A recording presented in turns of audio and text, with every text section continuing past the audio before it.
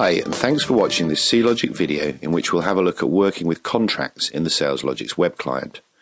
The contracts entity allows you to add and view contracts against your customers, and then from the customer record view the contracts they have. The contracts area is generally used if you maintain some form of maintenance or support contract with your customers, and can be time-bound or incident-bound. You may simply want to record a generic perpetual contract so simple information can be added. Once a contract is added, you can check if a customer has a valid contract should they phone for assistance, and also link tickets to contracts to see how many times the contracted service was used. Let's imagine you have just signed a new customer and they have purchased a year-long Elite Care support contract. You want to add the contract to the system. First of all, navigate to your new customer, in this case Applied Post.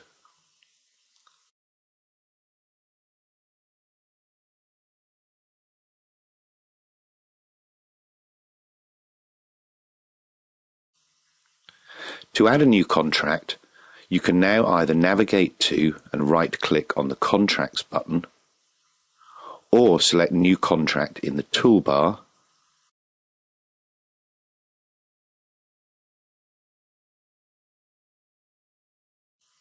or click on the green plus sign on the Contract tab of your customer. Either way, you'll now come to the new Insert Contract screen. Enter a customer reference if required, although the system does generate a reference upon save if this is not entered. Choose the service that is being purchased. Obviously, this is a custom pick list that would be configured to a company's requirements, but I'll choose Elite Care. Now choose the contract type. Note that depending on the option you choose, the fields below will change slightly so that the correct information can be entered. So for example, if you select hours, then you're expected to enter a quantity of hours. I'll select days and leave today as the start date. I now need only enter the quantity of days, and the system calculates the expiry date. Notice that if I click Begin with First Ticket, the start date and expiry date are blanked and will be recalculated once the first ticket arrives. I'll deselect it for this example. I can apply some grace days if required, i.e. how many days can the contract run before final renewal confirmation is required, and I can also add some purchase information.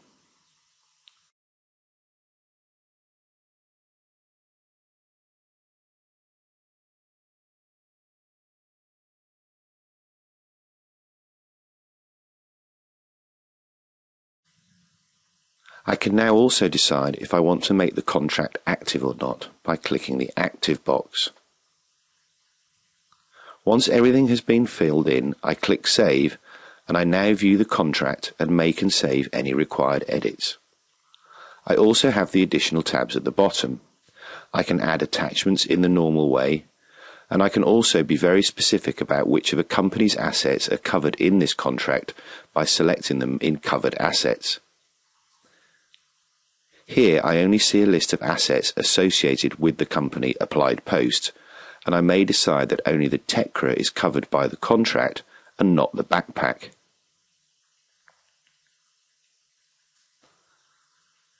Finally, the Ticket tab will show tickets associated to the contract. This association happens automatically as you add a ticket to the system and link it to your contract. Notice that you can slice and dice your contracts into groups at the top.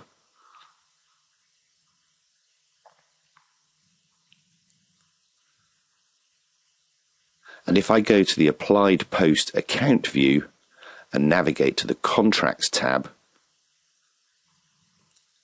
I can see all contracts that have been associated with the company along with relevant headline data, and I can also select them as required. Well, that's the end of this video on working with contracts in the SalesLogix web client.